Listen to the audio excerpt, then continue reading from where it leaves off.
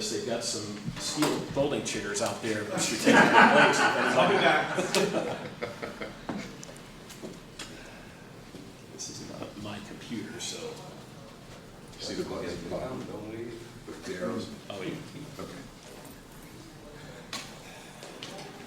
Hey, I'm Richard Friend. I'm one of the Laurel History Boys, along with Kevin and Jeff here, one of the authors of the Capital Center book.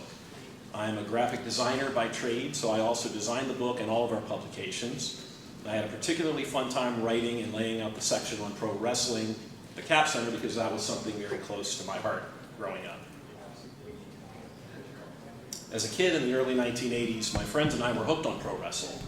Every month, we rushed to the magazine rack at every store in town to find the latest issue of Pro Wrestling Illustrated, The Wrestler, or Inside Wrestling, which we loved to collect and trade. And watching wrestling on Saturdays was everything to us. 11 a.m. on Channel 20 and 4 p.m. on Channel 45. We couldn't miss it. And of course, it didn't take long for us to learn that we could see it live and in person. Channel 45 advertised upcoming matches at the Baltimore Civic Center. Channel 20 advertised to the DC market at the Cap Center. My dad, who for some reason hated driving in Baltimore, was only too happy to take my friends and I to the Capitol Center. Tickets at the time were as low as $5.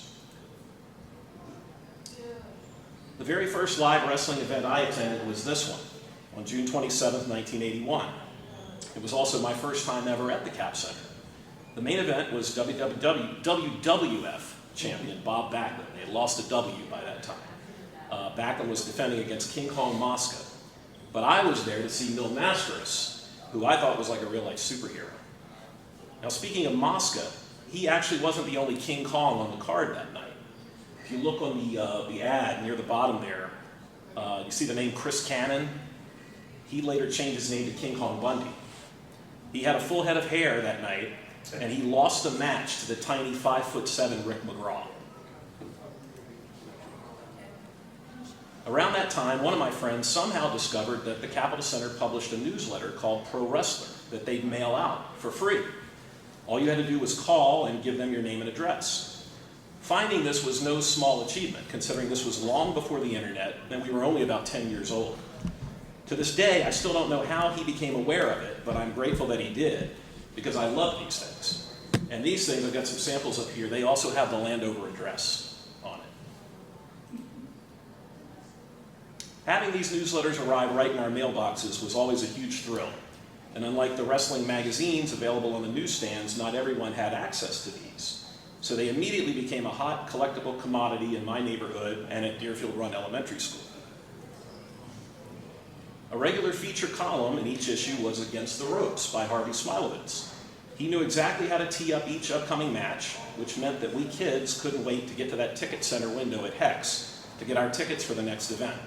And thanks to his newsletter, we felt like we were wrestling insiders in an era long before there was such a thing. And we also felt like we knew Harvey himself when we'd occasionally see him in the Cap Center ring introducing the wrestlers. Who else misses TVs like that? There was also a free, pre-recorded Capitol Center Pro Wrestler hotline that you could call to get information on the upcoming matches. 736-SLAM is a phone number that's still burned into my memory 40 years later. When you called, it was Harvey's voice on the other end. So as you can imagine, the kid in me from 1981 is totally geeking out that we've got Harvey Smilovitz here today to talk a little wrestling with us in just a few minutes. And you didn't even have to dial an area. That's right. That's right. Just 7 numbers. 736-SLAM. Of course, the Capitol Center had been hosting wrestling events long before I became a fan, almost a decade before. The very first wrestling event at the arena was on Monday, June 10th, 1974. And Mark, this might have been the very first event that you described. Yep. Ticket prices were $3, $4.50, and $6. In the main event, then WWF World Champion Bruno Sammartino defeated Don Leo Jonathan. Other wrestlers on this card that first night included Larry Zbyszko, Chief Jay Strongbow, Tony Gurria, Nikolai Volkov, tag team champs Jimmy and Johnny Valiant, Arnold Skolin, Haystacks Calhoun, and Killer Kowalski. Wasn't Arnold Skolin the golden boy? Yes, and he later became Bob Backlund's manager, for whatever that was. For some reason I remember Here's a pair of ads for a battle royal from July 1976, where the winner would get $10,000 and a title shot with Bruno Sammartino, all in the same night. Stan Hansen was the first to be eliminated from the battle royal, and the winner was the Masked Executioner number 2, one half of the then tag team champions. Bruno pinned him in the title bout. Does anyone know who Executioner 2 actually was underneath the mask? Or do you remember the Executioners? One was. Number 2 would go on to greater fame a few years later as Big John Studd. Just 3 months after Bob Backlund had won the title from superstar Billy Graham in 1978, this rematch was held at the Cap Center. Graham actually won when the bout was stopped due to blood, but Backlund retained the belt.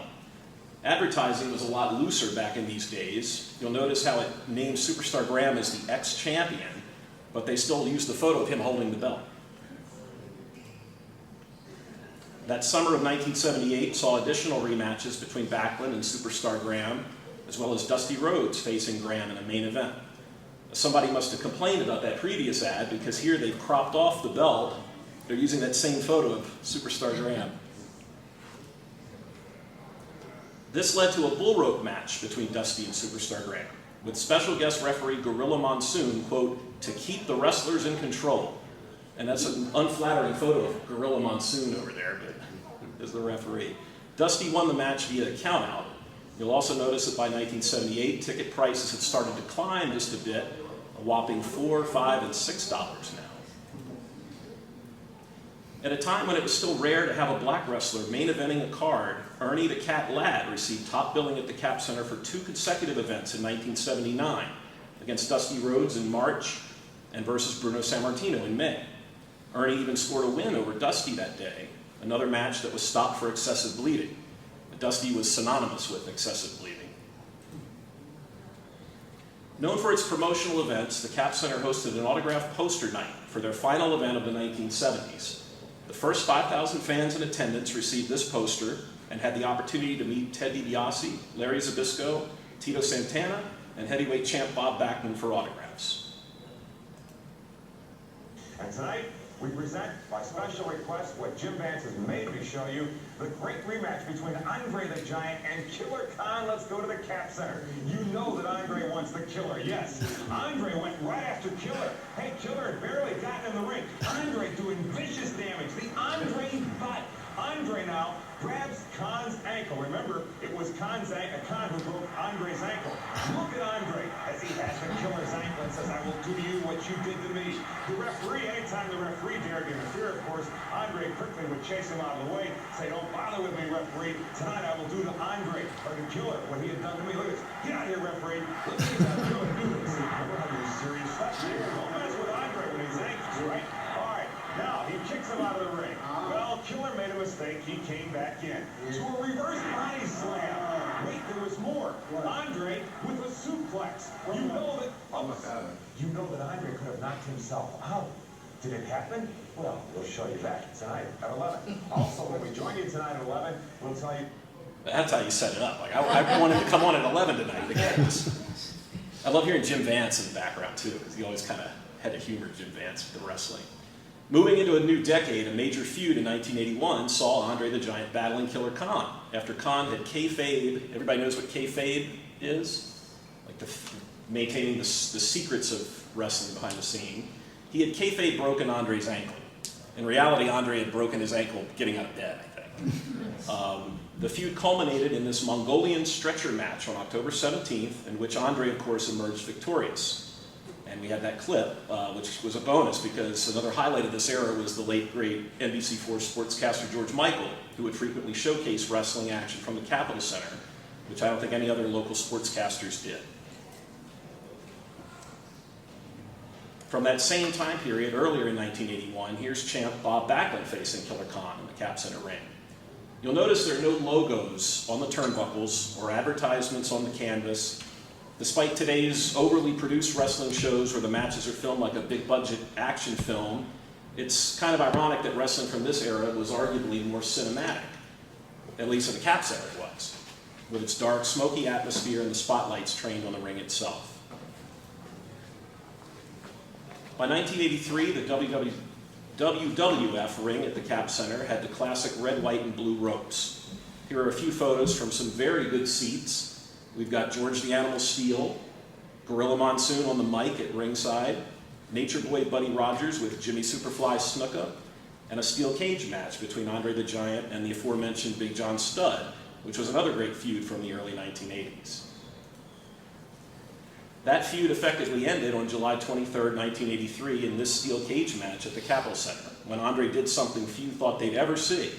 He actually jumped off the top rope, crushing Studd before exiting the cage victorious. Studd, calling himself, quote, the one true giant, had been offering a $10,000 reward to any challenger who could body slam him. In one memorable angle months earlier at the Capitol Center, DC 101 disc jockey Doug Tract, better known as the Grease Man, entered the ring and actually lifted Studd off the ground slightly, bringing the crowd to its feet. And in a rare peek behind the curtain, so to speak, here's a photo of the Grease Man and his manager, The Smash, with Big John Studd backstage at the Capitol Center just prior to their segment. Andre the Giant was an even bigger deal, no pun intended, in the DC area than you might realize. Back in 1975, there was a movement, which most will admit was more of a publicity stunt by the Washington then Redskins, to sign Andre to a contract as a defensive end. Can you imagine trying to block Andre the Giant? Capitol Center wrestling ads that year depicted him holding quarterback Joe Theismann, and here he is actually lifting Joe like a toddler. By the mid-1980s, wrestling had exploded into something very different and very mainstream. Its global popularity was ushered in by Hulk Hogan and cemented with the first WrestleMania in 1985. After its success, arenas like the Capitol Center bid for the rights to host the annual event on closed-circuit television. For a ticket price of $9 or $15, you could watch WrestleMania 2 on the Cap Center's telescreen. There's King Kong Bundy again, with his more familiar look, on the cover of the Cap Center's Good Times newsletter in 1986. Continuing with Bundy and Andre, on December 7, 1987, a memorable taping of Saturday Night's Main Event on NBC television took place at the Cap Center. While the main event was Hulk Hogan defending his title against Bundy, it was what happened after this match that was most notable. Andre the Giant, by now a hated bad guy in Bundy's corner, attacked Hogan with vicious headbutts before choking him out. Other wrestlers tried in vain to pull the Giant away, only to be cast aside effortlessly. This included both British Bulldogs, Tito Santana, Rick Martel, Jake the Snake Roberts, and Hacksaw Jim Duggan. While this match was after the iconic WrestleMania 3 match, it was a pivotal setup in another memorable angle in which Hogan was robbed of the title by referee Dave Hebner's twin brother, Earl, supposedly paid off by the evil $1 Million Man, Ted DiBiase. So you see, the storylines were getting a little out there by the mid-'80s. 1987 was also the year that marked the debut of Jim Crockett Promotions and the National Wrestling Alliance at the Capitol Center. Prior to this card, all wrestling events had been with World Wrestling Federation. The Great American Bash drew a crowd of 15,000 fans eager to see the likes of Ric Flair and the Four Horsemen, the Road Warriors, and the Rock and Roll Express live for the first time in the arena. The NWA wouldn't return until the following year, however, and after that, only 4 more NWA events were ever held at the Capitol Center over the next 2 years. The attendance for these were modest, including only 4,200 tickets sold for the June 22, 1989 Great American Bash, which was also the first stop on that year's tour. September 9, 1989 was the final NWA show at the Cap Center after WWF demanded exclusivity rights and got them. Jim Crockett Promotions, by this time on the verge of bankruptcy, was purchased by Turner Broadcasting System and ultimately rebranded as World Championship Wrestling. All future WCW events in our region were held in other venues, including the Baltimore Arena and the DC Armory. The Cap Center had sold its naming rights, as Kevin mentioned, and became US Air Arena by the time it hosted its first and only WWF Survivor Series on November 19, 1995. The main event was a no disqualification match between Diesel, Kevin Nash, and Bret Hart for the WWF Championship. Hart won the match, becoming a 3-time champion and ending Diesel's 358-day reign, the longest of the 1990s. But something else that had changed drastically was the length of time that champions held titles. After the 1995 Survivor Series, US Air Arena would only host 5 more wrestling events, 2 in 1996, 2 in 97, and the final card ever on May 2nd, 1998. A. Poland's new MCI Center in Washington, D.C. opened in 1997 and quickly became the premier arena in the region. In the very last main event ever at the former Capitol Center, WWF World Champion Stone Cold Steve Austin defeated European Champion Triple H.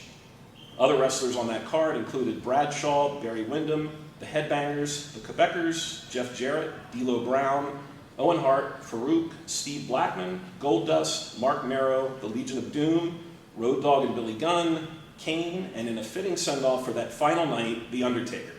Wrestling at the Cap Center could now rest in peace. Last but certainly not least, wrestling at the Capitol Center would never have existed without the fans.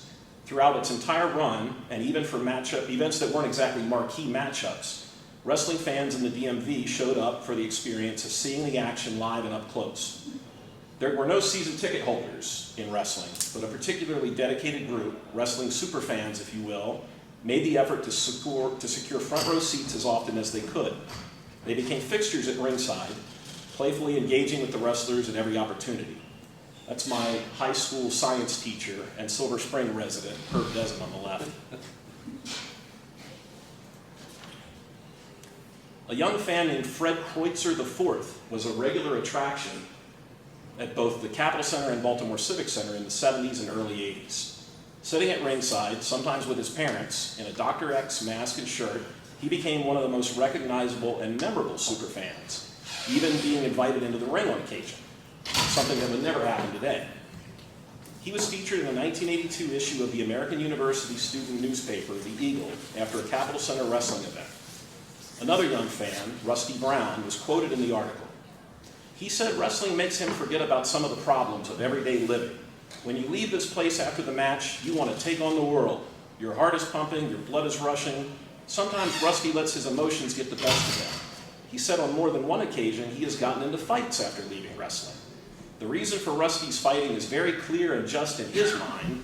There are a lot of jerks in the world, and fighting is the best thing around to work out your problems, he said. Now, we don't know how Rusty turned out, but I can confirm that Dr. X, Fred Kreutzer, has now owned a successful financial services company for over 20 years and appears occasionally on WBAL TV offering sound, tax, and financial advice. There was another quote in that article that caught my eye because it came from a fan from our hometown of Laurel, Maryland, where people are known for their lovely manners and eloquent dialogue. Larry Phelps of Laurel, Maryland said he goes to the matches at the Capitol Center for, quote, the excitement of seeing someone getting their ass kicked in. I think Larry speaks for us all. So we're going to shift into our panel discussion now with Mr. Harvey Smilovitz. And we've also got Pat Carroll here from the Langley Punks. I would say Mark O, join us, and you guys too. Any questions and memories of Cap Center wrestling or just Cap Center in general, we certainly will welcome. That's my Yeah, this is a real thrill. Harvey Smilovitz, everybody, right here. And we're going to have you, Rich, you want to coordinate here? Yeah, I guess we'll have you guys sit up. And Pat Carroll, Pat, right here.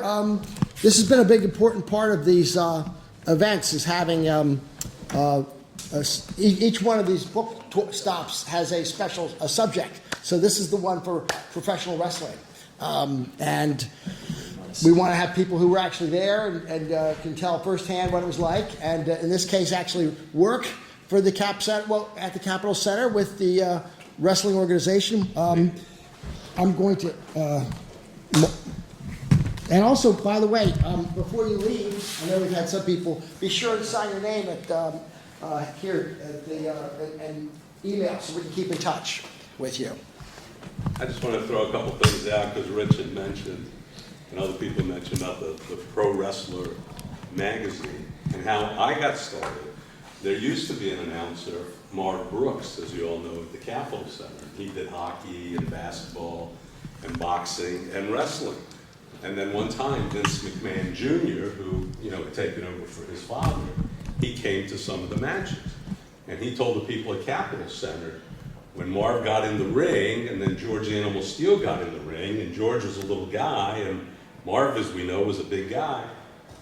Vince McMahon told the people at Capitol Center, we got to get somebody who's not that big. So we got to get, Marv Brooks is great. He had a great voice, God rest his soul. But we got to get somebody who's a little smaller. So the people at Capitol Center knew my brother, Bernie Smilowitz, used to be a TV sportscaster here in town. And they called him up and they said, hey, do you know anybody who likes professional wrestling, you know? And he said, as a matter of fact, my brother, he's crazy about it.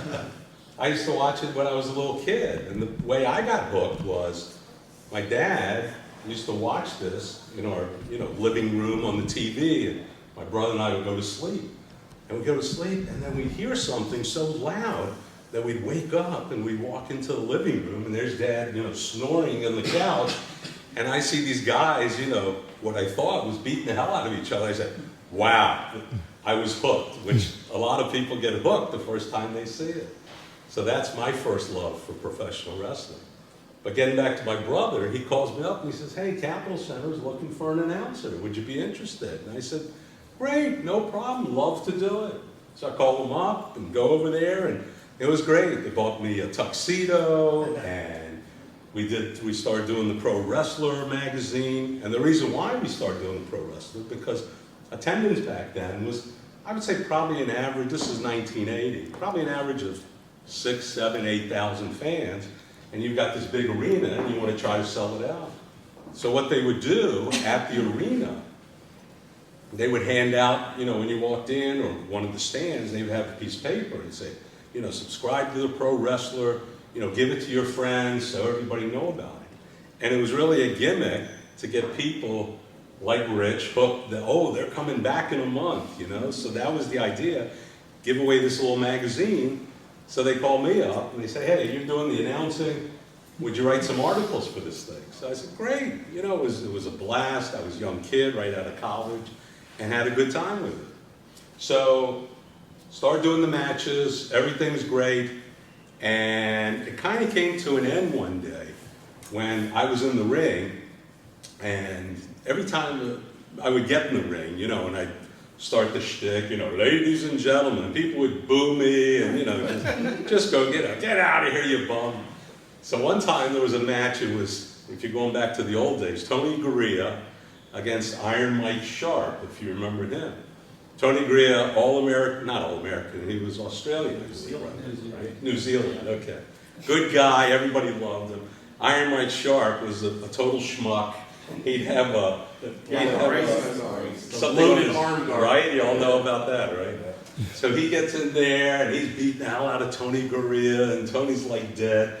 But in every wrestling match, of course, the guy who's ready to die is the one who wakes up at the end and wins. So he rolls up Iron Mike Sharp, referee jumps into the ring, 1, 2, 3, you're the winner. Tony Gurria jumps out of the ring, referee jumps out of the ring, and here's Harvey Smilowitz, who was told, you have to announce every winner and loser from inside the ring.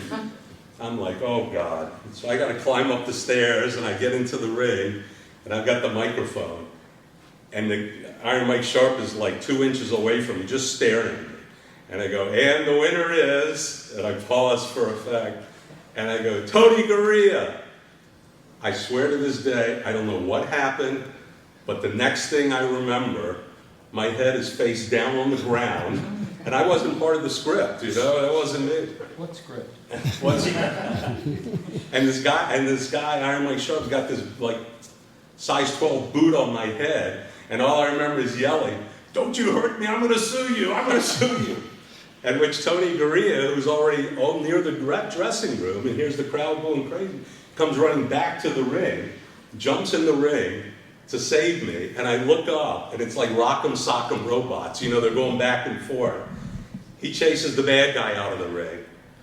He helps me, and I'm like ready to get up, and I remember he whispered in my ear, he says, milk it, man, they love you. And I said, no, they hate me, I'm getting up, and they start chanting, Harvey, Harvey, Harvey. So that was like one of my last matches. I said, I'm going to get killed in this thing, so I got to get out. So that was one story. One other story I have for you. Tony Atlas, big guy, big muscles, Mr. USA. As he had mentioned, one of the first few black guys who was right there in front of me. With professional wrestling, Yeah. right? Tony Hold Atlas. that up. This guy, right? So the matches end one day, and I'm backstage, and he says to me, "Hey, brother, are you happen to go past the Holiday Inn, which was in New Carrollton, right off the highway? I don't even know if it's still there. But are you going past there?" And I said, "Yeah, I live in Silver Spring. I'll give you a ride, no problem." So I give him a ride. We get to the hotel. Here you go. He says, "No, come on in, man. You got to have a beer with me." "Oh, okay, all right. Well, cool, you know. I mean, listen, I was a big fan. I loved all these guys, right? And he's wearing this tank top, you know, with these big giant muscles sticking out. And we go into the bar and we sit down. And we're just talking, minding our own business. And there's a pretty girl at another table, and she's looking over at him. And you know, she said, are you Tony Atlas?" "Yeah." She said, "Wow, you got nice muscle. Wow." She's talking to him. Pretty soon her boyfriend comes back from the bathroom and sees this. And he wasn't all too happy about, you know, his girl talking to Tony Atlas. So he looks over at Tony and says, "Are those muscles real, or are they just pumped up?" And he's, you know, these guys are very smart. They know how to answer. He said, "You want to test these muscles?" He says, yeah, let's do an arm wrestling match." And Tony says, "I'm a professional. So if I'm going to do something that I could hurt myself, let's lay some money on the table." He reaches in his pocket, pulls out 10 $100 bills, and hands it to me. He says, "Harvey will hold the money. You put $1,000 in. If you beat me, it's all yours." Well, of course, this guy, you know, "Well, I don't have $1,000, you know." Oh. So Tony said, "Then keep your damn mouth shut." So that was my two big stories. So. Any questions? Well, when did it start for you? What exactly was it?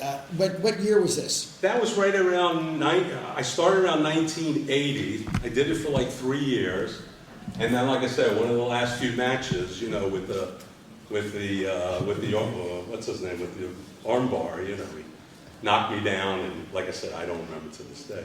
But the one interesting thing that I thought was when, you know, back in the old days, you know, and everything, like you say, kayfabe, everything behind curtains and secret and quiet. And I remember I was backstage, they wouldn't even let me in certain areas back there. But I do remember when the wrestlers would show up. I do remember the Wild Samoans, they showed up one day and they were in a van. And the van door opened up and I was like, "What's this?" I was naive. I was, "What's this smell?" And somebody said, "That's marijuana." "Oh, okay, all right, never mind." One little bit of news.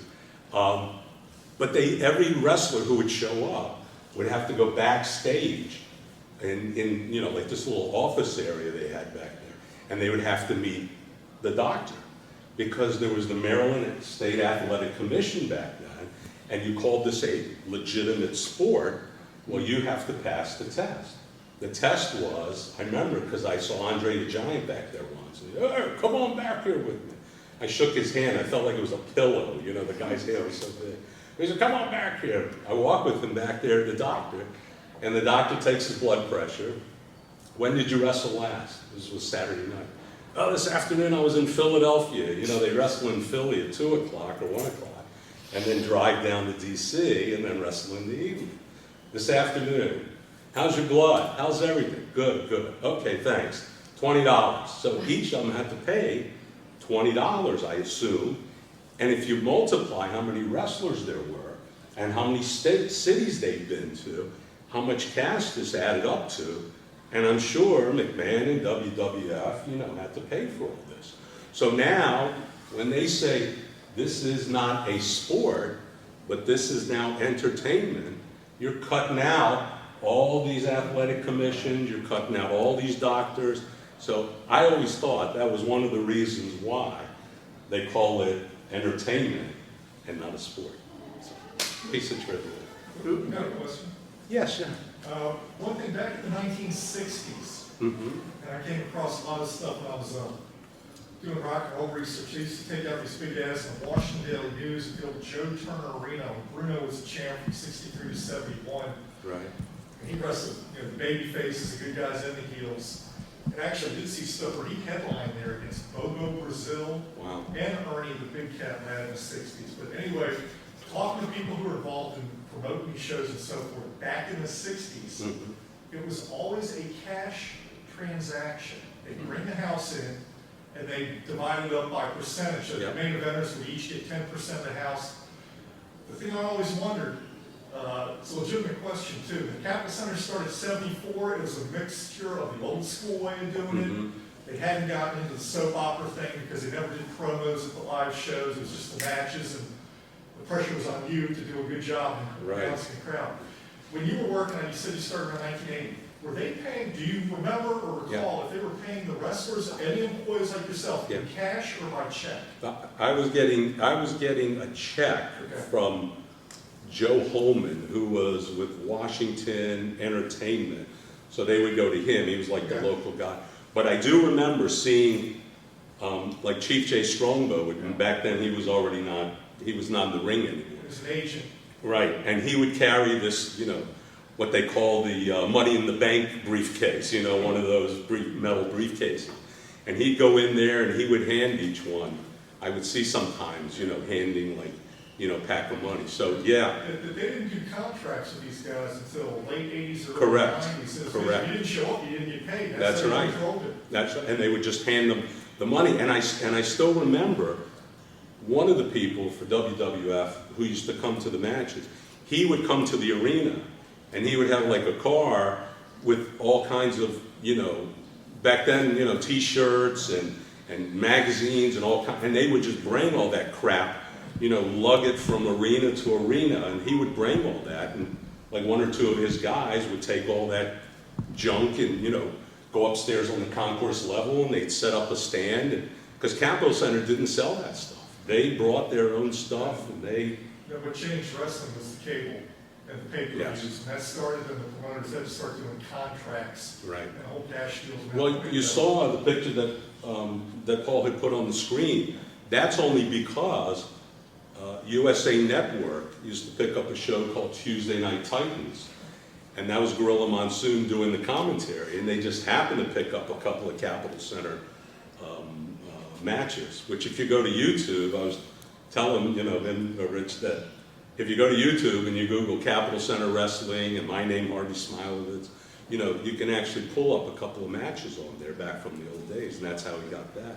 Got one more question. Yeah, sure. Again, I mentioned that thing where I saw it back when I swear him and George Animal Steel got into a real thing back when just, it was a legitimate shoot fighter, destroyed him. I mean, just put him down next. I could hear him. It's funny you mentioned that, because I just happen to have, if you want to read about it. That's still back when tore him up. So my question to Yeah. you is, you had to watch those things really closely. Yeah. Do you ever remember seeing two wrestlers really break character and go at it in the ring and get into a legitimate fight? Or? Even to this day, if you don't follow what you're supposed to do, you can be fined. You can't have these guys going off on their own, You've got to follow the script, you got to follow, because really what it is, I'm not breaking any news here, people talk, it's really a dance, and you have two partners, and if you watch it closely, they're helping each other out. Like when you see the, 3 or 4 guys outside the ring, and then these days, when somebody climbs to the top of the rope and they're jumping on all of them, you watch it, their hands are out, because they're helping them to catch them. Because if not, they could break their neck, jumping on people. So if you watch closely, it's really a dance that they've orchestrated and how they help each other. So. Now, who first, came and confessed that to you? I'm sure you had suspicions that it was not necessarily scripted, but that it was, Well, But when they let you into the inner sanctum, who were some of the people that brought you in? well, they never said anything to me, but one of my mentor was Howard Finkel, who used to be the announcer at Madison Square Garden, and I talked to him a while. But the person that I loved backstage was Captain Lou Albano. He was just, you remember him, right? He was just an animal to himself, And I still remember, he'd be backstage, and I started originally the pro wrestler and doing the announcing, but then they moved up to the hotline because they wanted to try to get people to come.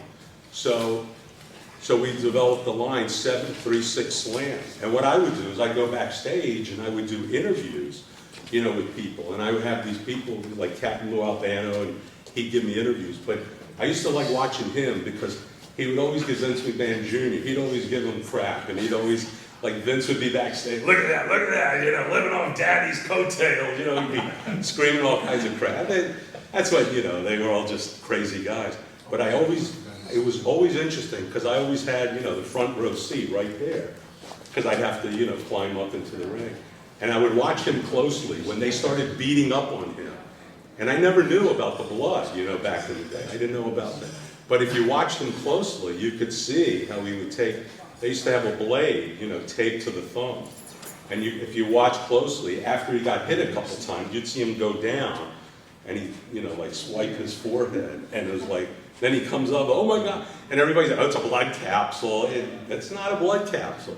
It's real blood that's coming out of their head, you know. And sometimes they go a little too deep, and then it really comes out a lot. So he was didn't hide it either. What's think that? Captain Lou never hid No. what he was doing. I think No, he was a he little was- tipsy in the ring sometimes with Yeah. nerves. And Yeah, you he can was- see him just like going at that forehead. And you look at a lot of the guys, you know, back from the old days, you see the scar, you know, Dusty Rhodes used to have the lines all over his Like forehead. Abdul, you ever see the thing Abdul the Butcher? How he puts Oh, it- yeah. Abdul the Butcher puts like a coin. Yeah, Like it's literally It's oh my God, it's so bad. that's wild. He can literally like tap his forehead and it'll bleed. It's a scar tissue. He does You it mean, on purpose Kobe's like, now. oh, you blood flowing. Oh my God, it's terrible. No, I didn't have any blood flowing me, but I really appreciate everybody coming out, because there's a big PLE here this afternoon, you know, Night of Champions Oh, yeah. on Peacock, so thank you for Hey, coming out. Pat, come on up here. I want to ask you a little bit too. Pat Carroll was actually a veteran. Did you see Harvey when he was there? Certainly. Yeah. Oh, Harvey, another question. Yeah, Good to see you, Pat. that's Pat. 70s and 80s. The good old days.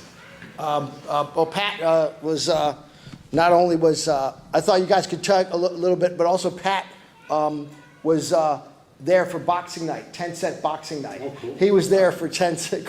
How many beers did you drink? Well, man, I gave him $1 and they gave him 10 beers. That's the kind of night it was. But it was Oh, I love it. I love it. But I remember seeing Chief Peter Maiva, and he was The Rock's grandfather. The Rock's grandfather, yeah. He was very He entertaining. was good, and then Rocky Johnson was Rock's father, and If, You know, have it's- you ever seen You Only Live Twice, the Bond film, where yeah. the caddy that he fights in the office in a really great fight, that was Maiva, Oh, was that?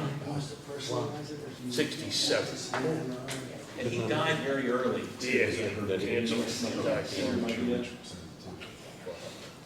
Well, The Rock really made it. Yeah, I mean, that's something that we never would have guessed or imagined, like how big it's gotten today. Exactly. Is it, yes. Did y'all go to Capitol Center and see the wrestling matches? All the The time. thing back then was very structured. The way I remember it, at least in that 74 to 77 period, Uh-huh.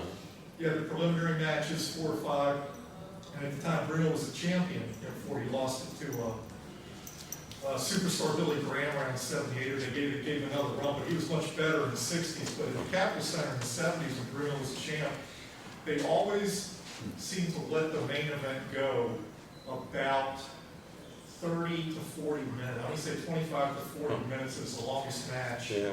And I guess a lot of that depended on how the two wrestlers, if they were getting gassed or not in the ring, running out of their wind. But the preliminary matches usually went under 6 minutes, it seemed Right. like. And they do a handful of those, but the championship match, it was always straightforward. And yeah, it was interesting the way they did it. The intensity would pick up, and then at the end it would slow down a little bit, then somebody would do a hot comeback and boom. And they always had Bruno, the first 2 matches, Uh-huh. like I saw him go against Cowboy Bob Duncan, Bruiser Brody, Stan Wow. Hansen.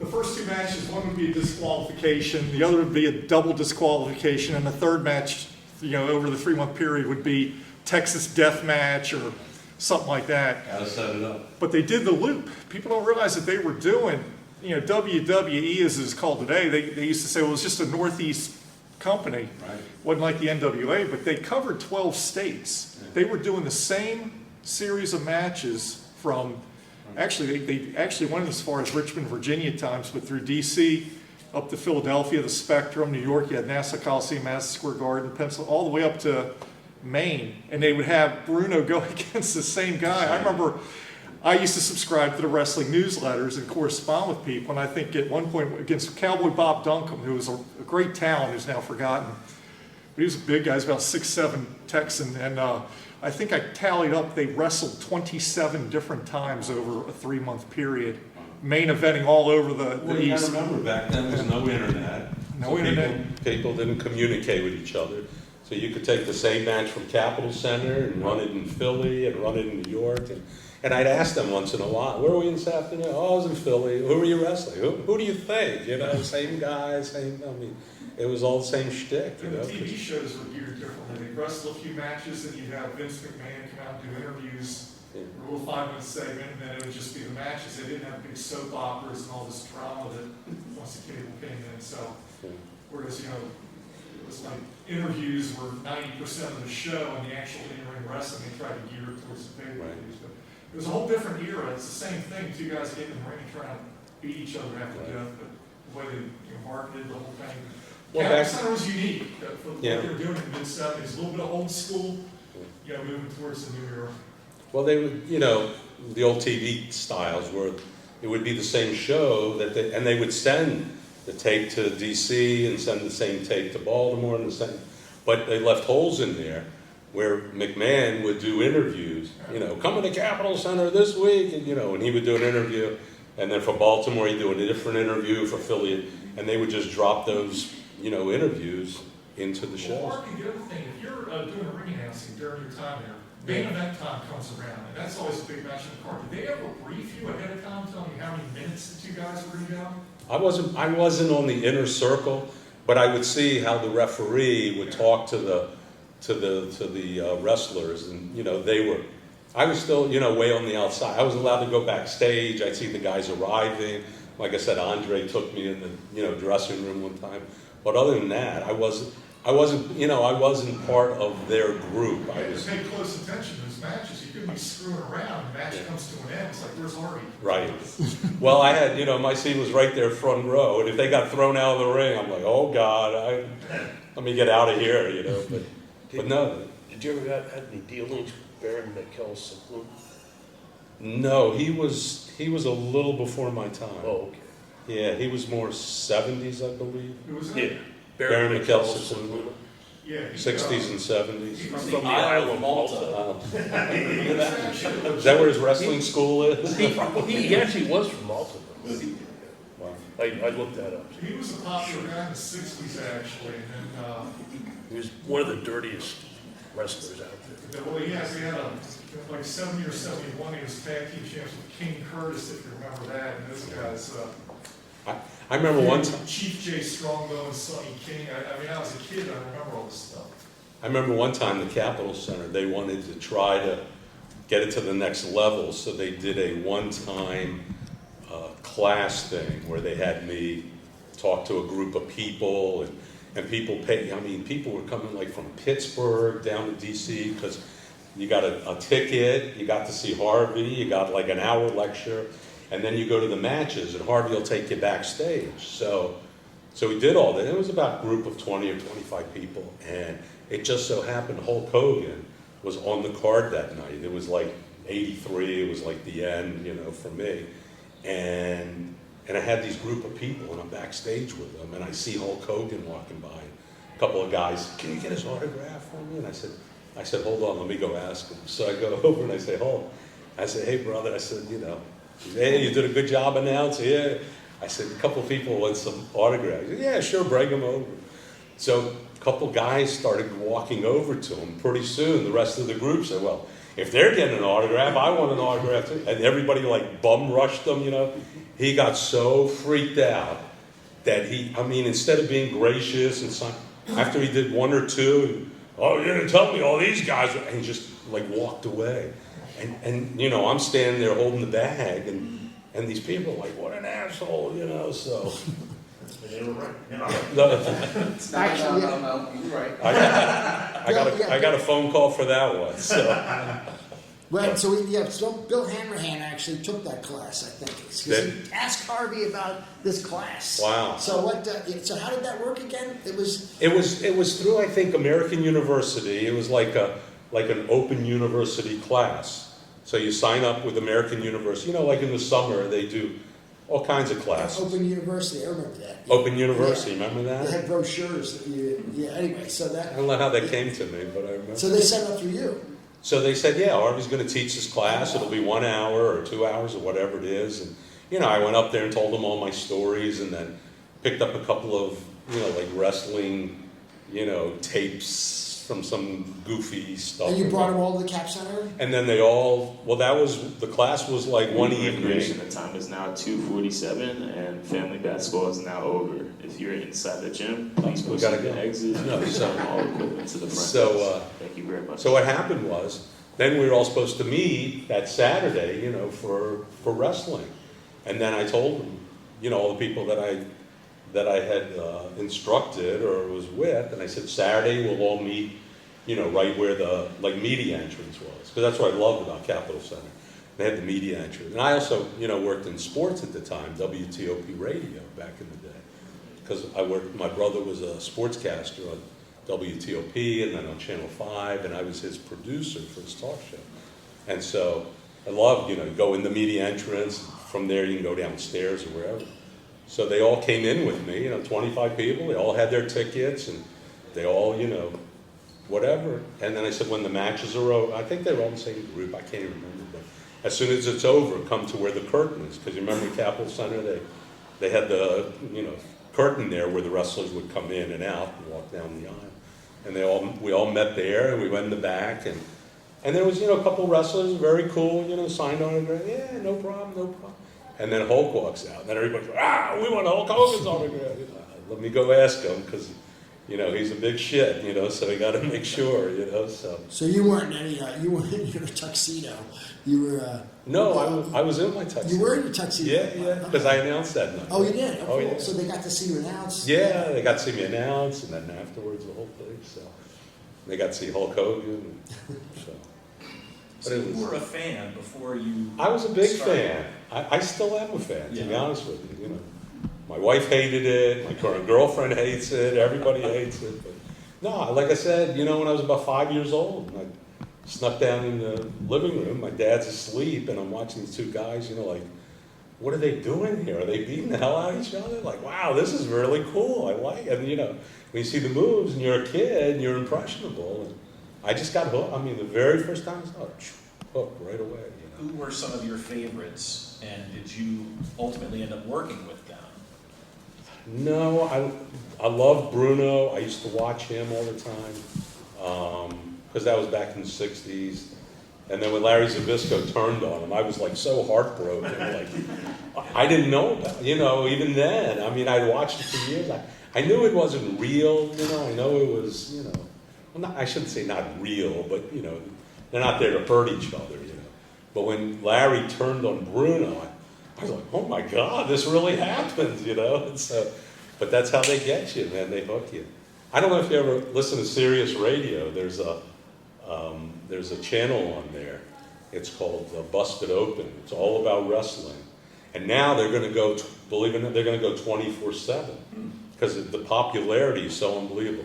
It's up where, I think it's like, if you get Sirius Radio, it's like 120 or 130, way up there. But they do a show Monday through Friday, 9 a.m. to 12. And now, like I said, they're going to go 24 hours. And it's a really good show. Started by a guy, 1 hour a week. He was just doing it as a fluke thing, and then it grew to 3 hours. And they've got, what's his name, Bubba Ray Dudley, who's on with them. Yeah. And they've got, I was just listening, coming over, Mark Henry, they have on there. Who else? A couple of, Tommy Dreamer they have. So it's, I mean, it's real legit. The fact that they have now turned it, starting this coming week, they turn into a 24/7 thing. So, and the callers on there, I mean, it's just, I never thought in my lifetime that it would be so legitimized that people would be talking about it. But it's still entertainment. You know, it's not, it's, how do you say it? It's good entertainment. They're not out there beating their brains in, but they produce such a good show that you can believe, you know, like you say, a 5-foot guy can beat a 7-foot guy. And that's the whole art of wrestling. It's not just beating each other up. It's the story that they tell. And if you watch, the dance they do throughout the whole match, it really takes an art, for somebody to be really good and do that. So. You mentioned, And they really did make a lot of money back then. I remember now watching some of the podcasts and they're talking about, the WrestleManias and some of the money they made. And it's Right. like, I and think then all the traveling and they paid for their own hotels. And, Hulk and Ric Flair, those were $1 million guys. But Yeah. all you have to do is Google highest paid wrestlers these days. Some are making $5, $10 million. Brock Lesnar was making $10 million. And what's his name? He was the champion. Now he's out for a while. He'll be back. Roman Reigns, yeah. I was watching recently, it was Honky Tonk Man. He was like, I think it was like a WrestleMania or something. He wanted more money, Yeah. so then he held out. He didn't want to wrestle. So he told Vince what he wanted, and Vince paid him. And, I think he was wrestling Steamboat. one of the earlier Yeah. WrestleManias. what's his name held out? The Ultimate Warrior. Warrior, Oh, he my got God. fired. And they let him walk. Yeah. They paid him, but they Yeah. paid him, but then he got fired. So, You mentioned Zbyszko and Bruno, that feud. yeah. That was probably one of the first storyline feuds, right? Right. Because back then they didn't have a lot of that. Like today, it's like a soap opera, where you've got all these different storylines. You're just waiting for them to turn on each other. Yeah. But nobody turned back then. Right. I never saw that. That was the first time that I ever saw. It was usually That's just, you had occasionally new guys would come in and then they would be like these dominant wrestlers and they would have a run and then they would leave. Yeah. But then occasionally something would happen. I remember when we were kids, it was King Kong Mosca for some reason was offended that Pat Patterson, who was a wrestler but then became a commentator with Vince Jr., Mosca hits him with a water pitcher of all things and knocks him down. And we as kids were like, he hit the announcer. Like, that never happens. Like, if we'd seen what happened to you, same thing. And then, of course, that set up a Pat Patterson, King Kong Mosca feud. They never asked me to set up a feud with Dr. No, that was, but yeah, back then, and you didn't hear about other, I heard there was a guy, Ric Flair, but, how do you don't know From about those it. magazines. Right. So I lived in Kent Mill in Silver Spring, and there was a little newsstand there called Jams, if anybody remembers, but I used to go there and I'd sit on the floor and read Pro Wrestling Illustrated until an hour later, the lady would go, "Are you buying that magazine or what are you doing?" "No, I can't afford it, but I want to read about Ric Flair. I don't know anything about him, so. But yeah, you didn't, there was no internet, there was no way. In your newsletters, in your column, sometimes you would reference things that nobody would know unless they read those magazines. Like you would, without talking about other organizations, because there was always WWF. Right. But you would mention something like so-and-so who used to be a tag team partner back in the Pacific Northwest. Right. And that was always cool because that was something that no one else would have known. Right. So did you get information from the magazines or did you get that from the wrestlers themselves or? I'm sold now, I can't remember that stuff. I'm 68, so, it would, it'd be stuff, I would be backstage and I'd talk to them, but, I have to be careful because you don't want to cross the line and do too much because I always knew, there's different territories. There's WWE, there's Mid-South, there's NWA, there's something out in the West. So they had a lot of different organizations, but what happened was once Vince got on with USA Network, cable's what really catapulted him. So that was. Some of the other promoters were the guy at Philadelphia, Phil Zacco, or I don't know. And you mentioned Joe Holman. Joe Holman was he was with DC. He used to do older guy. He was more of the Washington. What was the arena before the Capitol Center? The Uline Arena? Uline Okay, Arena.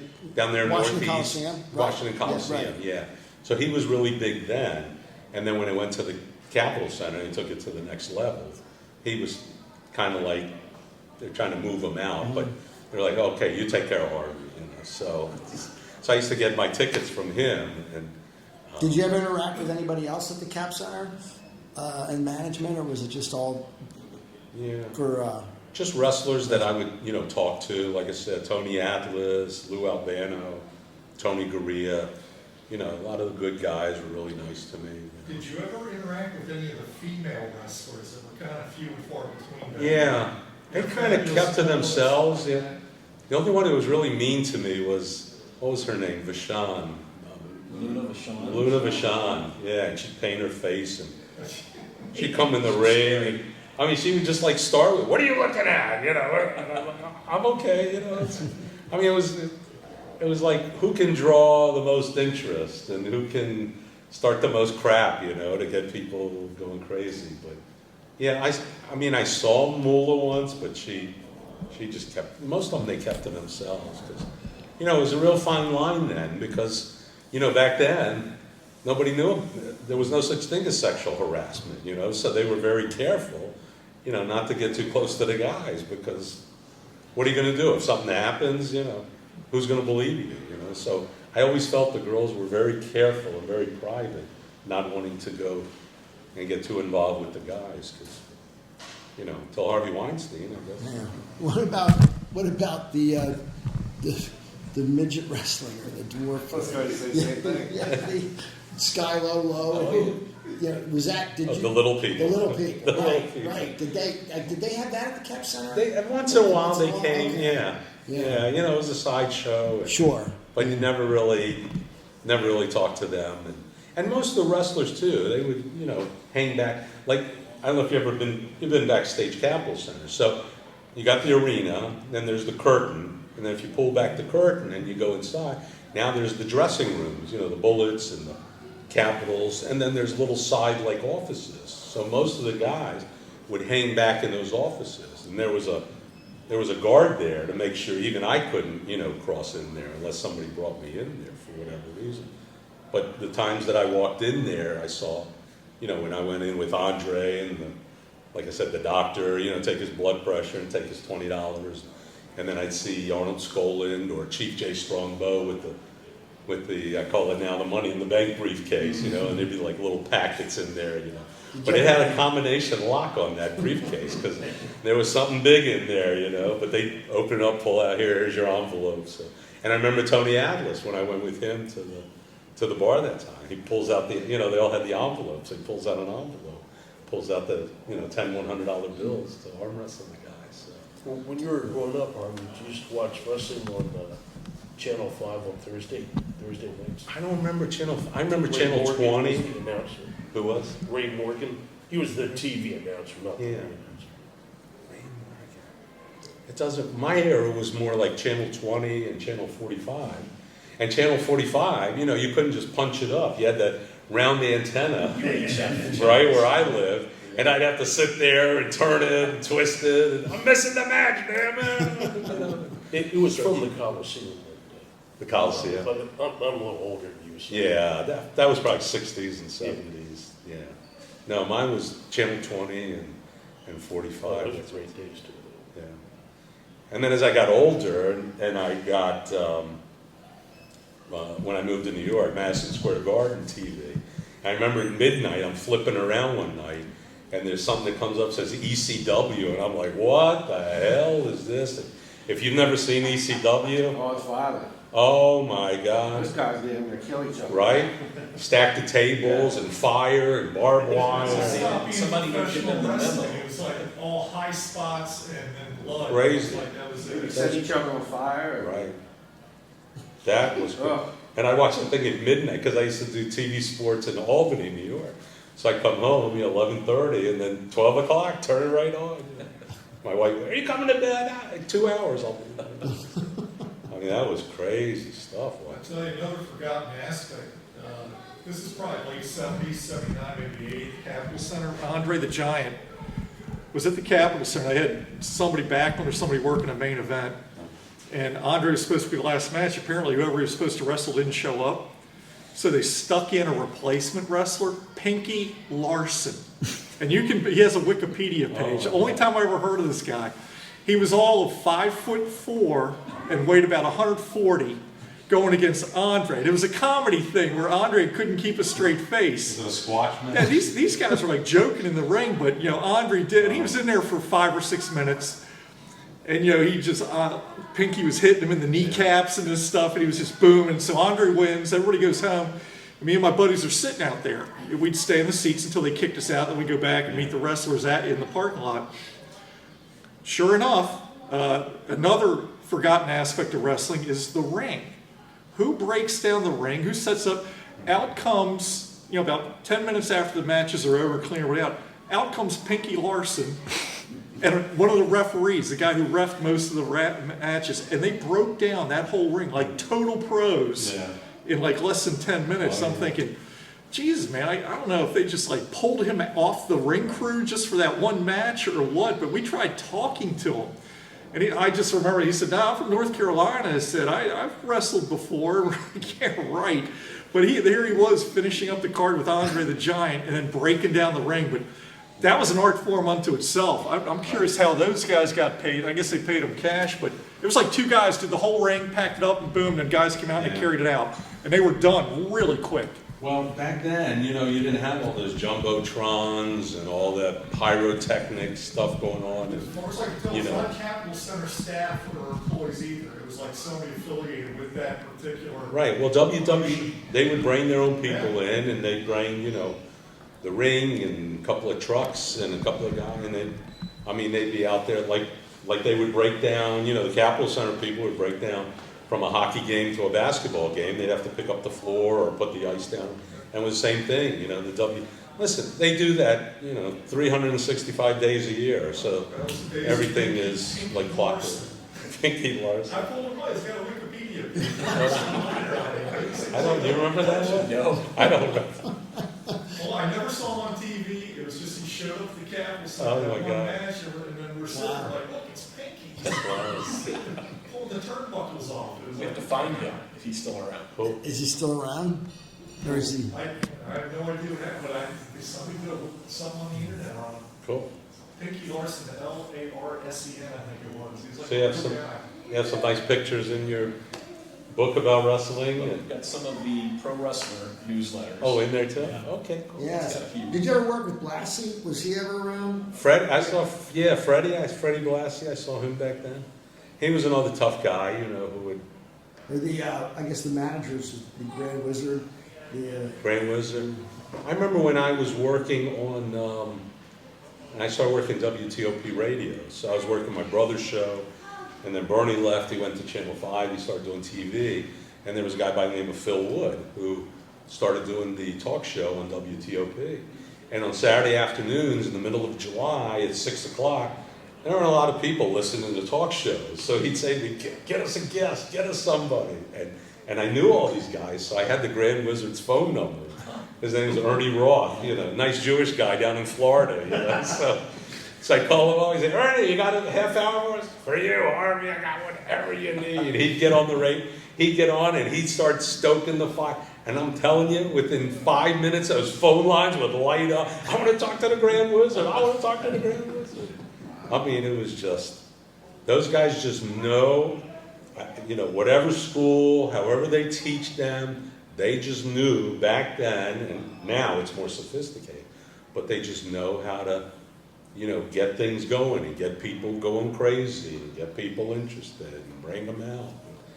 Yeah, whenever I needed a guest, Saturday afternoon, 6 o'clock in June. That's great. Wiz, are you there?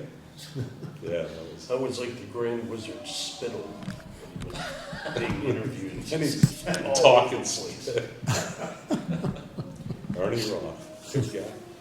Another one who died young, right? He Yeah. was only in his early 50s. He looked older, Yeah. but I think he was only like 50, 54 or something. I His think, early 80s when he passed. if you watch, whenever they put to die, when they start a show in memory of, a lot of those guys, they don't live very long, You got to realize what they're doing for a living. Yeah, it's entertainment, but try jumping off a turnbuckle, on your back, as much as they say, they know how to, like everybody, they know how to fall. It still hurts your back.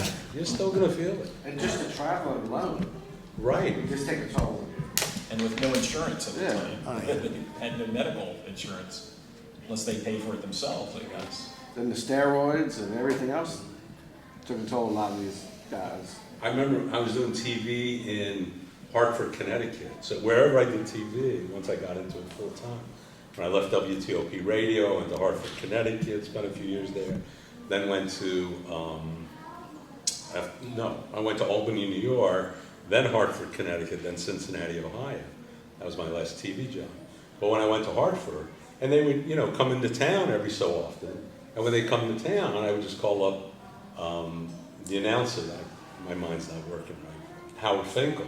I'd say, hey, Howard, it's Harvard. Hey, what are you doing these days? I said, when I was working in Hartford, Connecticut, they used to see us because they were in Greenwich, Connecticut. Stanford. Where's their Stanford. Oh, yeah. Stanford, right? So in Connecticut, it's an unusual market because the whole state is the market. So I used to work in Hartford, Connecticut, station WFSB, the CBS affiliate, Channel 3. But they used to watch, down there. So he'd say, yeah, I'd see you on TV. I said, you guys are coming here this week. Yeah, can you send me a wrestler? So he sent me Chris, and I forgot his name already, who killed his family. Chris and killed- Benoit. Chris Benoit, yeah. Yeah. He wasn't crazy on me, but he came on with me, live on 6 o'clock show, and we're in the ring, and, tonight here in Hartford, there's wrestling, and I'd say, I asked him a couple of questions, but these guys knew how to turn it on and turn it off. Before the interview, calm, mild-mannered. As soon as the interview started, and I would say something like, well, what do you tell people when they say, well, maybe the matches are predetermined, and I made the mistake, and he took me, put me up against that turnbuckle, yeah, you think it's not real? You think it's not real, and he got me in a headlock, and I said, okay, we're done from the ring, back to you in the studio, And then we finished, he goes and he says, how was that? And I said, a little too real. Remember with Dr. D. David Jones? Oh, yeah. Stossel. He got banned for He that. slapped it. And then they threw him out Yeah. after that. Yeah. You can't make it too, you gotta make it real enough, but not too real. Wrestling in like Dubai or something for There, yeah. because he like choked out or punched out a talk show host. Oh, yeah. Yeah, that was. And I think Undertaker was sitting there like, oh, please. We're not gonna get out of here alive. We're not gonna get out of here. Did anyone have any, this is for anybody, wrestlers that you met in person that were either a surprise in a good way or a surprise in a bad way, like a disappointment? I think for me, Hulk was kind of a disappointment because, they, I don't know how everybody else feels about him, but, he's touted as and maybe I'm too inside, but here's this great American hero, he's in the Rocky movies, everybody loves him, he's a good guy, beat the Iron Sheik, and I asked him for a couple autographs. Good afternoon. In the library today on the first floor in the multi-purpose room, we're having a special program hosting the authors of a recent book, Capital Center, a Here we are. retrospective. It's a book filled with pictures, clippings, stories, Come on down. events that happened in the Capital Center, which was operated in the area from 73 Hurry up, we're almost to sold out. 2002. We have some memories and some stories you'd also like to Wrestling would always discuss. draw Please drop by. The program's like a going big on crowd, like more than now, the including a Bullets. presentation, And, slides, yeah, I and a think panel discussion. It will be going on. Back until in my day, 5 like I o'clock said, today. it would be somewhere between, depending on who would arrive. Like when Hulk came, that would be a big, and I was just there for the beginning of the Hulk. I wasn't there long.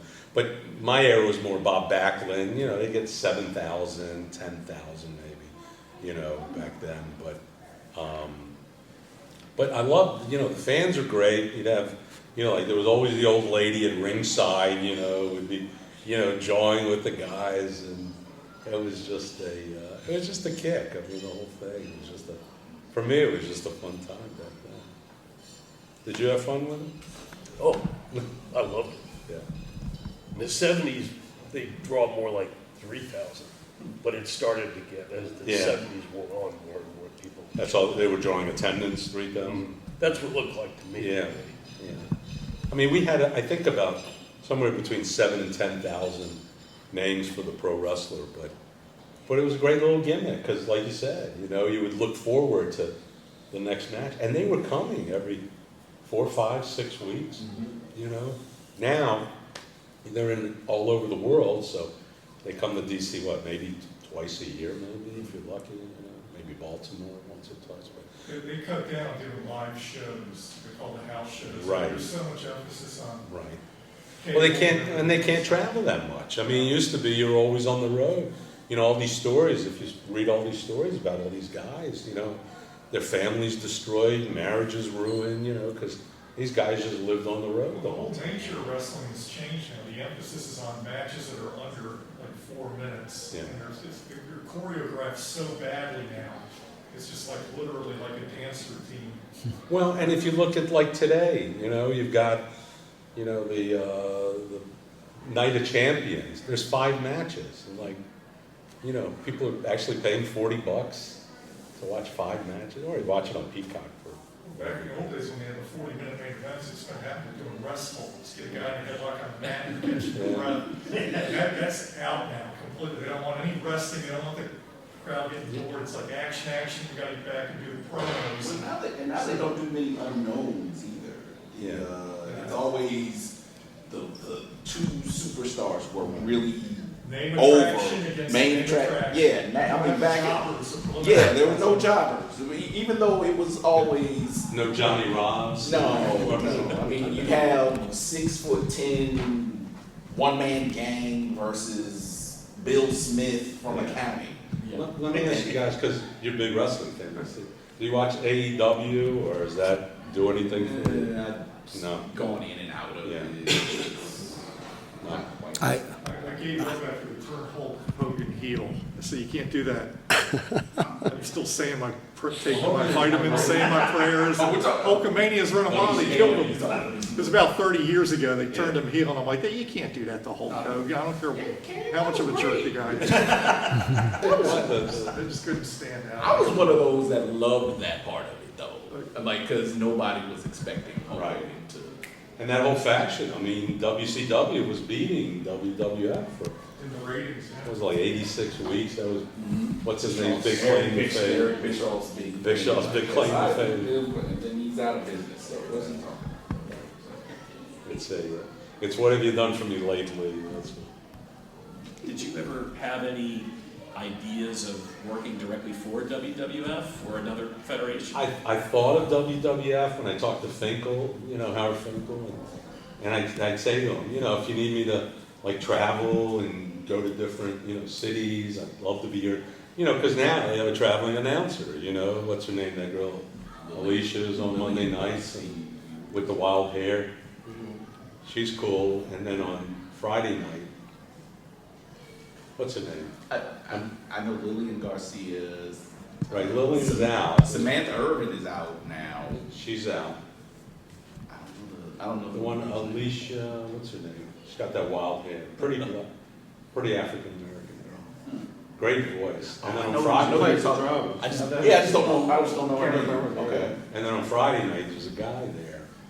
You got that gravelly voice. You gotta have that gravelly voice. Yeah, that stuff. Yeah, but you know, I mentioned it to him, and you know, back then it was like, no, we got people in other cities. It's okay, you know, because I mean, in the beginning they would pay me to do the announcing. It was like $200, you know, every 6 weeks. So you know, back then $200 was worth something, you know. And then I started doing the phone line and then wrestler, so they upped it to $400. But the best thing about the phone line, because you're talking about concert, I would show, this is the best, had my own little scam going. I'd show up when it was, you know, concert time. Like, you know, Prince came to town, Janet Jackson, and I'd show up at the press door. And they say, Harvey, what are you doing here? They want me to update the pro wrestler hotline. I'll only be a half hour. Okay, go ahead. So walk in, go to update the phone. And then kind of like, you know, sauntered into the arena, find an empty seat. Oh, okay. Well, So that was another question you just reminded me. Were these newsletters produced on site? Like, did you write? no, at what an I office would of the do, Cap Center? good question. There was 2 guys that I worked with. One was Bob Zerflu. He was with public relations.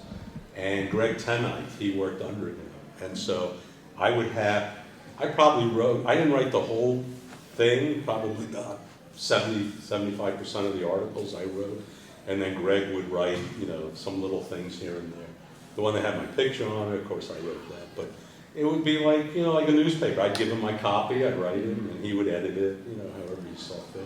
But they would take it and send it out. He would lay it out or send it to a printer shop or whatever. They laid it out. If you look at it, you know, it's all kind of laid out similar, you know, every month, you know, every time they would come to town. So it's, you know, pretty similar stuff.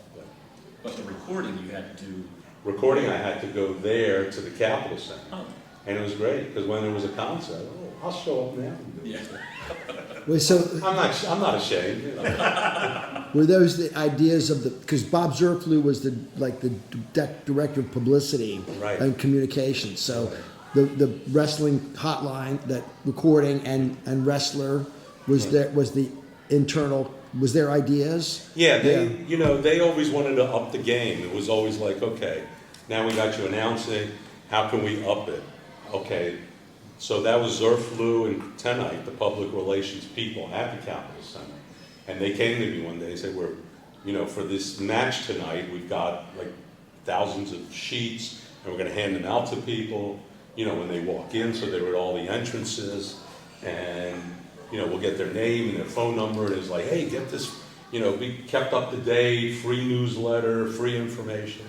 And so people wrote, you know, gave names and number, and that's, you know, you said you called somehow, but they also, you know, at the arenas, they would hand out these questionnaires, name, phone number, no email back then. Yeah. And then People would fill them out. they would mail it out. I guess they also published Good Times, that publication too, which was maybe before, that was throughout the 70s, that Good Times. monthly newspaper, Good Times. I think they had a newsletter for every That's sport some of too, them over didn't they? there. Did they? What's that? They had a newsletter for the Bullets. They had one for the Caps. So basically, they had like a targeted audience, you know, with newsletters. I don't know if they came out every month or not. But Well, there's the Good Times. I have a couple of them. You've got one here, Rich, and then a couple of them. They were pretty big size, good size publication. But Bob Zerflew's the one who came up with the quiet room idea. He's the one who created the quiet room for concerts. So, yeah, but so that's. Yeah, those are good guys. Did they had nothing to do with the promoter? It was all just done. Yeah. And the promoter at the time was McMahon. It was McMahon. Okay. Yeah, McMahon ran the whole show. Like, he came to a couple of matches, but not.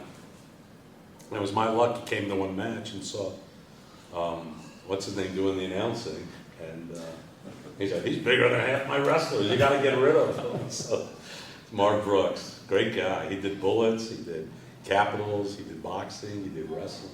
I mean, he was the house announcer for everything. Great voice, great pipes. But McMahon said, "He's bigger than half my wrestlers. Get him out of here." So, that's how I got. there were, I don't know if you'd say a rumor, but as a kid, I remember there was word that some of the wrestlers were local. Was that true? Like, they didn't all travel with. Well, Big John Studd was from D.C. Right. And I think they had, like, if they needed, like, a fill-in, like you Enhancement said, talent. Like they would have a couple of people, you know, local guys. Big John Studd lived the whole time in Northern Virginia. Right. This is another one of my wonderful true stories. Me and my dad were going to Rosecroft Raceway back in the 80s. Like The Trotters. twice a week. And sure enough, they did a couple promotions with local wrestlers, but it was nothing big. But then, you know, one night, I remember against the back wall there in front of the men's rooms, there's the wooden benches. There's my dad sitting there talking to Big John Studd. And I'm thinking, well, Dad, what are you doing there? And then it happened over the course of about 2 or 3 months. Studd would show up like every other weekend down there at Rosecroft Raceway, and when people recognized he'd leave. But I said, Dad, what are you talking to him about? And he goes, he said, I told him my son watches wrestling and all this. And he goes, one thing John Studd told my dad goes, you get along with all these guys you're fighting. And Studd just goes, no, there's 2 that I hate. My dad goes, well, who do you hate and why? He goes, I hate Andre. And my dad goes, really? I thought you guys worked together. He goes, I have to work with him. I said, but that's the one guy, I hate him more than anybody except for one other guy. My dad goes, who's that? He goes, Dusty Rhodes. And my dad goes, you work with these guys and you have to, you're professional. He goes, why do you hate those guys? And they said, Studd wouldn't get it. He just shook his head and he said, He said, egos, man. He said, you can't do anything with those two. Anyway, he told my dad he was living, I think he was married at the time, and he lived in Northern Virginia. I thought, and I could be wrong on this, that Stud for a while was in Suitland of all places. I don't know if he was a teenager. I don't think he went to Suitland High School, but he had connections to Suitland, Maryland. And then when he started making money, I mean, I pull up his Wikipedia page, I don't know what it says, but he was in Northern Virginia for a long time, many, many years. He was a harness racing fan. He'd go out to Rosecroft, and he told my dad, he was like, I can't come out here anymore. People are bugging me. But he would sit there and talk with my father. But he was a really nice guy. I remember backstage. He said he was very, very quiet, mild mannered, Yeah. but he insisted. He goes, I really do hate Andre. He goes, I hate Dusty Rhodes. I never want to work with those two again. And of course, that's who they're putting me with. So him and Andre had problems. That's legitimate. Yeah. And I don't know what it was. There's all you don't know what's real and what isn't, and what's going on. But he told my dad, he hated Andre. Well, Andre was larger than life. I mean, it was. Everybody seemed to love him. All the guys hanging out with him. He drank 60 beers at a sitting. Right. And he was a huge guy. But he was the kind of guy, he couldn't stay in one territory too long, you know. He'd come in, because, you know, somebody like that, it's like a freak attraction. You can't give him a title because you don't want him as your champion. You just want him to come in, generate some money, and then he goes to another Before territory. like 1985, he was getting more cash, cash deals, like from the time he came in the late 70s. Yeah. And for an 8 to 10 year period, he was making more than a man of the world champions on the card. You got 100% or something. I don't know. He deserved it. Rich, were you the one telling me about running into Andre at a hotel? Yes. This Funny is enough, a great like, story. Tell us that That was story. the disappointment was, I can't say meeting Andre the Giant. It was getting out of the way of Andre the Giant. We went to a match, this was in Baltimore. I think it was with your brother, actually, was there. And this was during Andre's bad guy phase. So this would have been around 87, 88, something like that. And after the matches, I don't even remember the matches, honestly, because we were all looking forward to going over to the Marriott, I guess it was, where we knew that that's where the wrestlers would stay. So someone told us, if you just go in the lobby, they're going to come in, you'll get to meet them, get pictures with them. So we jetted over there, and sure enough, we're there for 5 minutes, and all of a sudden, here comes Andre the Giant and Bobby Heenan walking in. Heenan sees us standing there and knows immediately, he's like, I don't want to be bothered. So he walked around the sofas in the lobby to avoid us. Andre is walking right towards us, and he has an unmistakable woman of the night on his arm. Even as a kid, I knew, I was like, that's a prostitute. And so they're walking towards us, and one of our friends' dads goes up to him and says, Andre, he'd been to tons of matches and met them many times. Andre, can I get a picture of you with the kids? He didn't even look at the man. He just kept walking straight, and we all had to get out of the way. Luckily, the woman looks over at us and she whispers, she goes, it's not a good time. You want to get to that room. That was my Andre the Giant story. So. Time is money. That's funny. It's not a good time. It just seems like watching YouTube, I don't see too many wrestlers that talk good about the Ultimate Warrior. Right. It's like everybody hated it. At this point. Like even when he died, you think some people would be like, oh, you felt bad about him, but everyone's like good riddance. Yeah.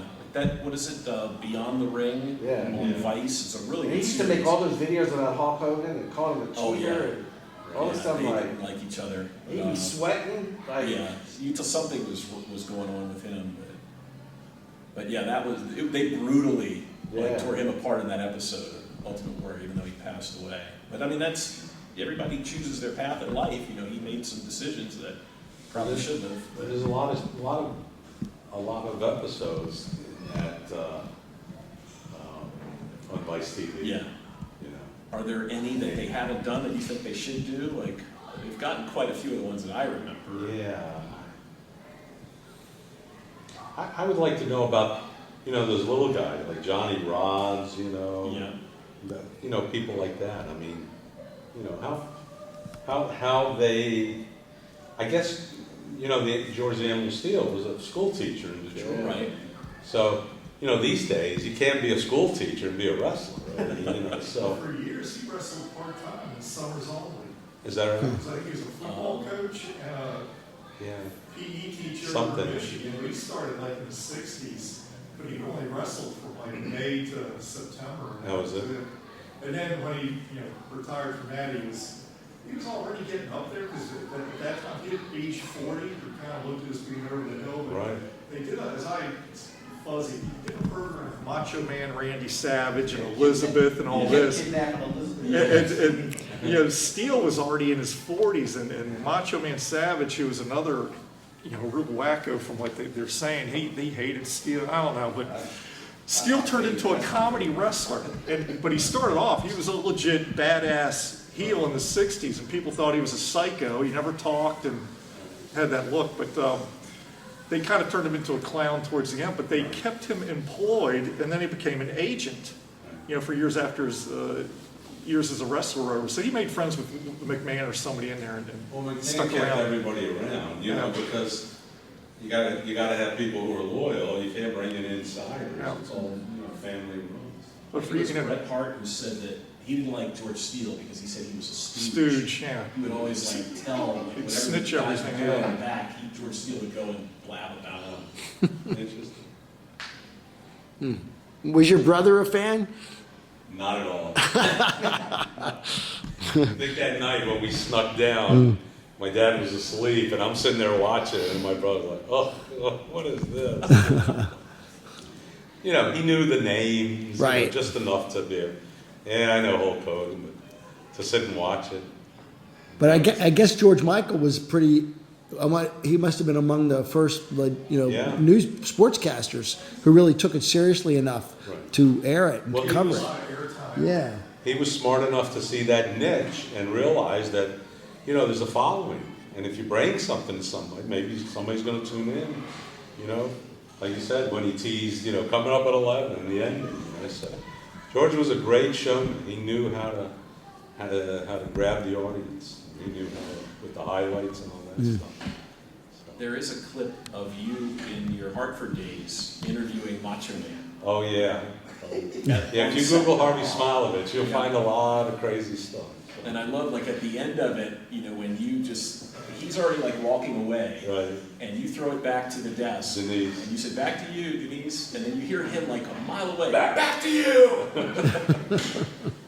He was such a cool guy. I remember that interview. I was in Hartford, and they were coming to wrestle that evening. I think he was wrestling Ric Flair, if I remember correctly. So, it's on YouTube. And he walked in, what do you want me to say? Where do you want me to stand? Some of those guys, they just, they get it. They understand, You got to make it easy for the host, because a lot of the hosts and a lot of the sportscasters don't know much about wrestling. Yeah. But I said to him right off the bat, it's cool, man. I used to be an announcer down in Calgary. Oh, okay. So, nice guy. Very nice guy. Mark, you mentioned George Steele. Do you remember this was in the very early 80s, the match where he dislocated the guy's arm? Well, he did what was called a flying hammer lock. That was his finish. Back and lift him off. But they found this guy who was just a random guy who somehow he communicated that he knows how to make his shoulder pop out of itself. So they played that up, and it's on YouTube. Just Google George Steele dislocated shoulder, and you'll see it. And McMahon, he's on the mic, and he said, "Oh, that poor man! Oh God, that poor man!" And he would just occasionally twist his arm, and you'd see his shoulder look like it was dislocated, and then it would magically pop back, and then he would do it again when the camera was on. And, oh my God. Well, here's another thing. It's off the subject. Roddy Piper, who became very popular in what is now WWE. People don't realize that when his professional wrestling career started to wind down, he got into acting. So, actually, in one or two of the books that I'd written, Miscellaneous and Unknown or The Cultural Badlands Tour, I did a rundown of movies that had filmed in Prince George's County, Maryland, major motion pictures. And Reg Mahaffey, who had taught at the University of Maryland and got into movie making, he did Life 101 with Mickey Dolenz daughter, Amy Dolenz, and I think Corey Haim was in it. Anyway, he did a bunch of movies. They did a major motion picture called First Encounter, I think it was. I have to look that up. And it starred Roddy Piper. It was a science fiction film shot inside. I located the building. I just went back there to see what was there today because I'm revising this book. But It was shot in an abandoned building that hadn't been leased out yet over in the Largo Government Center, right off at 202. And I found the building. I had it in my notes because Galen Gwynn, who was running the PG Film office, she told me about it. Anyway, Roddy Piper like spent a month in Prince George's County, staying right in that area. So, but anyway, they shot this whole movie, First Encounter, and the whole thing was shot on the soundstage. It was about these guys, these astronauts. They found a spacecraft with frozen alien bodies, and then the thing is, do we wake them up? And if we do, are they going to kill us, or are we going to save the world, or what's going to happen? And I watched the movie. I actually had a copy of it on DVD, video cassette at the time. It's got to be one of the worst movies. I'm like, what did Reg Mahaffey do? It's like, what, you have a handheld camera and you shot? You hear about independent movies, and it's like, you know, it's not any, Jeff, if you had outtakes of some of your stuff, they'd be like high-class resolution compared to this thing. And the movie was like an hour and 20 minutes, and I'm like, my God, I still can't figure out what it was about or what was going on. And they had these horrible stage things, but you got to see this thing. It's unbelievable. But they paid Roddy Piper. They paid him something. He did the movie. Yeah. I think it's called, I have all the details at home, and I just redid it because I had to go back and look at this building. It's now an office building, and I have the address and all this and that. But the name of that movie, I thought it was First Encounter, but my God, was that thing. It was at the Largo Government Center off of Route 202, McCormick Drive. Mahaffey did that movie, Life 101, which wasn't bad because they shot out in Bowie at the Trinity Church and Governor's Bridge Road. And that had Corey Haim and Amy Dolan's in it. And they shot a lot on the University of Maryland campus for that. That movie, it wasn't any good, but at least looked like a movie. But you were saying His just about how first Roddy was not wrestling then. Wasn't wrestling, he was available, he was doing movie roles. I wonder, was he still affiliated? Because with WWE, I mean, They were letting him do Okay. it. But, and then Mahaffey did that other one with Natasha, what's her name? It was called She's Too Tall. I think that was a Reg Mahaffey movie. They shot in Prince George's County also. Anyway, he did a bunch. He was living in Davidsonville, and I called him up and I said, you know, you're a filmmaker? He goes, well, not really. He said, I just had a bunch of money and felt like doing these films. And That's a film. Anybody can do this It was like, but with Reg money. Mahaffey actually did like 4 or 5 films if you Google the guy. Well, so he paid Roddy, because that's like, I'm thinking of like when we did Mr. Blassie Goes to Washington. I asked him, I said, how did you get it? And he goes, well, I think he said we had to go through WWE. We got him. And he goes, and he took 90% of the budget. Sure. So everybody else in that movie was working for free or they didn't get paid. And it was like, you got to see this thing. I was going to assume it's out there, but it is, you're just going to be shaking your head saying, what is going on? Well, when we did when we did Mr. Blassie Goes to Washington, we went through WWE and we paid him $2,000. I mean, that was the fee, and then he was ours for and a handler. We had to pay for the handler to come down from Connecticut and blast. So we gave him. We had to buy them plane tickets on the Delta shuttle, back round trip. Blassie got $2,000 that went through the office, and we had to pay the handler.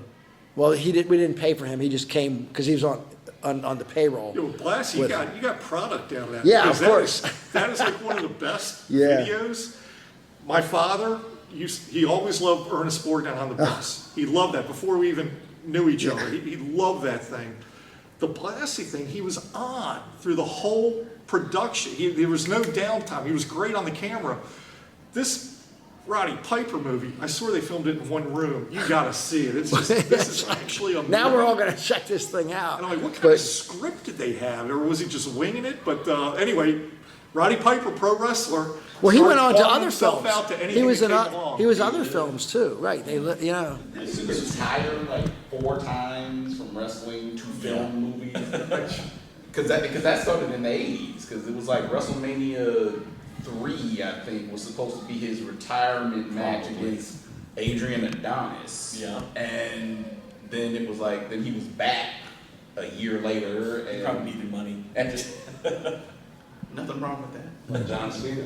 Yeah. Yeah, but anyway, I think his First Encounter, but anyway, produced, directed, Reg Mahaffey, And if you pull up on the internet, I don't know if you're gonna find it. What a piece of work. Well, now, Harvey, you left it, when did you leave? Capitol Center, Right, 83. 83, so that was like right before, I guess, Cyndi Lauper and Lou Albano. Yeah. Because, Wendy Richter, there's 84 with Cyndi Lauper. Okay, And 84 did with- some MTV. Wrestle- right, when that. The first looks- WrestleMania was 85. I Okay. think that's where Yeah, it went. Right. 64 was like the build up to that. right. But that's when it kind of really exploded in the pop, wider pop culture. That's when Yeah, I cable came can, in I and can use started that doing as pay-per-views a after that. point for I myself. got out at the wrong time. Because I wasn't